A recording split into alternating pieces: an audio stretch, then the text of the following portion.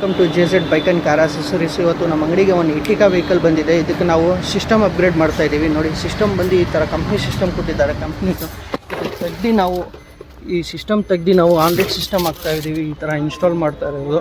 Install ಆದಮೇಲೆ ತೋರಿಸ್ಕೊಡ್ತೀನಿ ನಿಮಗೆ ಹೇಗಿದೆ ಅಂತ.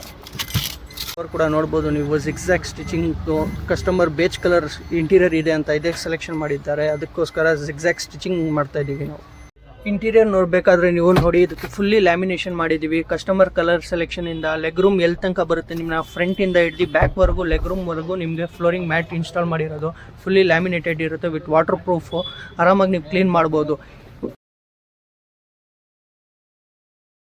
ಔಟ್ರಲ್ಲಿ ನೋಡ್ಬೋದು ನೀವು, ಇದಕ್ಕೆ ಕ್ರೋಮ್ ಡೋರ್ ವೈಸರ್ ಇನ್ಸ್ಟಾಲ್ ಮಾಡಿದ್ದೀವಿ. ಕ್ರೋಮ್ದು ವಿಂಡೋ ಗಾರ್ನಿಷ್ ಇನ್ಸ್ಟಾಲ್ ಮಾಡಿರೋದು. ಇದು ವಿಂಡೋ ಗಾರ್ನಿಶು. ಇದು ಕ್ರೋಮ್ ಹ್ಯಾಂಡಲ್ ಇನ್ಸ್ಟಾಲ್ ಮಾಡಿದ್ದೀವಿ.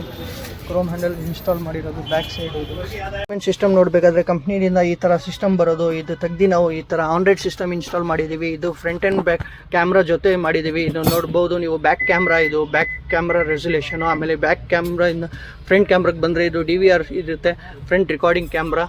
ಇದು ನೋಡ್ಬೋದು, ಮುಂದೆ ಕ್ಯಾಮ್ರಾ ಇಲ್ಲಿ ಮುಂದೆ ಬರುತ್ತೆ. ಆಮೇಲೆ ಸ್ಟೇರಿಂಗ್ ಕೂಡ ನೀವು ಕಂಟ್ರೋಲ್ ಮಾಡ್ಬೋದು. ಮ್ಯೂಸಿಕ್ ಕೂಡ ನೀವು ನೋಡ್ಬೋದು ಹೇಗೆ ಕ್ಲಿಯರ್ ಆಗಿರುತ್ತೆ ಅಂತ. ಕ್ಲಾರಿಟಿ ಕೂಡ ನೀವು ನೋಡ್ಬೋದು.